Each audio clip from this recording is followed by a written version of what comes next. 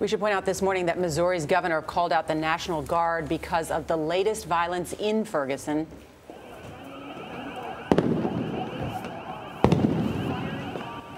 Police officers in riot gear fired tear gas into crowds of protesters last night. Meanwhile, the Justice Department says it's speeding up its probe of the police shooting that sparked the violence. CBS News legal analyst Rikki Kleiman is with us. She's worked as a defense lawyer and a prosecutor, and we should note she's also married to New York City Police Commissioner Bill Bratton. Rikki, good morning. Thanks so much for joining us. Okay.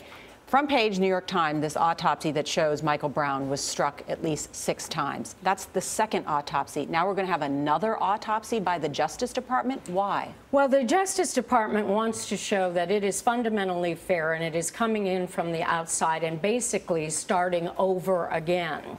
However, it is extraordinary under any circumstances. Usually what we find is one autopsy, and then perhaps the defense of a case would like to have another autopsy. The fact that now we already have 2, the second one being at the request of the family from the very, very well qualified Michael Baden, whom I've known for many years and have watched testify many times. What Michael Baden has found certainly supports the police autopsy. There are only so many gunshots that have been found, so we don't need a third. Okay, let's talk about what this autopsy, private autopsy, paid for by family members partially. He was shot 6 times. Correct.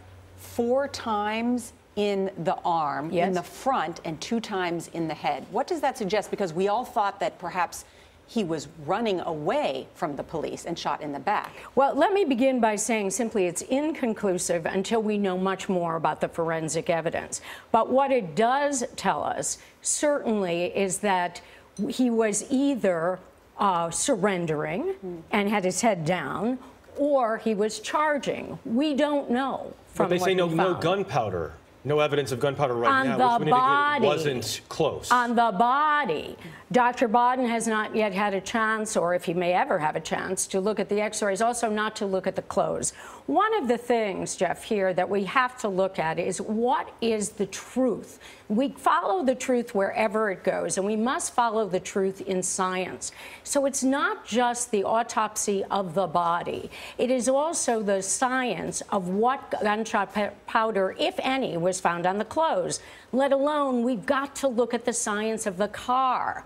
That is, what evidence is in that car. But I have to ask, you know, at this point, we've seen the autopsy, we've seen the surveillance video. Why have I still not seen the officer's report from that night of what he says happened? Ordinarily, during the course of an investigation, the investigatory reports are not released. They just are not until the investigation is over. And one of the things that probably would have helped in this case was simply to know the number of shots. That might have helped. But ultimately, these things usually take their time. We have to deal with the fact that eventually there's going to be a grand jury, and that will settle the issue. Rikki Kleiman, thank you.